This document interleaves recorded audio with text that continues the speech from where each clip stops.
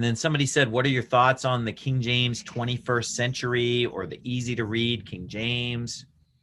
You know, I don't trust these because it seems like whenever somebody pulls one of these out, I can't really speak to these in particular because I haven't gone over them with a fine-tooth comb. It seems like whenever people try to update the King James and modernize the language, that there's always something squirrely that they do. And it's just, ain't nobody got time to go through the whole thing and figure out what they changed.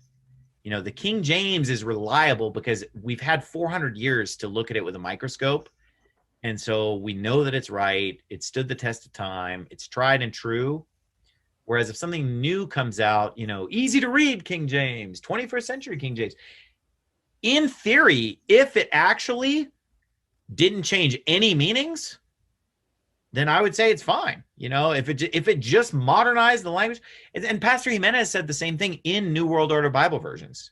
People act like Pastor Anderson's changing his view on the King James. Pastor Jimenez stood up in New World Order Bible versions in 2014 and said, hey, if all that the New King James did was just only update the language, then there'd be no issue. We wouldn't even care. We wouldn't even be talking about it. You remember that? Yeah. Hey, and can you blame us for having trust issues on them messing with the Bible? Exactly. You know, when you think about all these other versions that are out there, can you? Oh yeah, no, I think they'll do it right this time. You know, I got a bridge to sell you. You know, when it comes to that, not worth it to start messing with it, because the thing is, you know, the people that are updating the language, they might just think they're updating the language, and they might accidentally change something because they're not an expert in Greek, they're not an expert in Hebrew, maybe they're not even an expert in English or the English of 1611. They could inadvertently introduce error.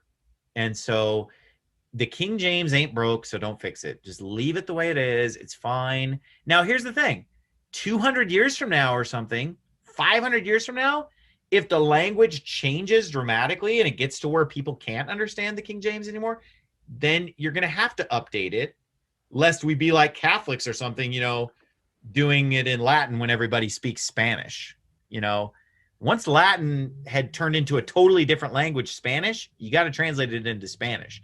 So 500 years from now, if our current English, you know, is not even close to the King James, then you'd have to update it at that point. Okay, but it may never get to that point because the first of all, Christ may return before that. Or it seems like technology has possibly kind of locked in the language a little more, so it's not really changing much. Because you know what I'm saying? Like English isn't changing as rapidly as it used to. So the King James will probably do us all the way until Jesus comes. But I mean, what do you think about that? yeah, I obviously agree with you. I personally don't believe we'll get that far. You know, I'm not saying I'm not saying that, and I'm not saying that Jesus is going to come back in our day. But you know, I more so believe he will. You know, like I'm just in that impression, like, hey, you know, it's going to happen in my lifetime, and that's the way I live. You know, like thinking, hey, it's going to be in my day. I'm going to live that way. But I agree with you. Obviously, if our language is deteriorated to the point where, you know, no one speaks it, or it's just so foreign, you know, to what the King James is, and you'd have to change it. But